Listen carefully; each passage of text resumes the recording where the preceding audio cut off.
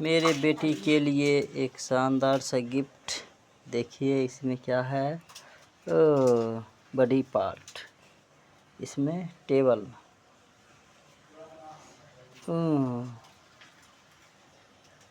Fruit, monthly of the years, vegetable, animals, Hindi वर्णमाला, numbers. उसके बाद ये रहा इंडिया मानचित्र, और ये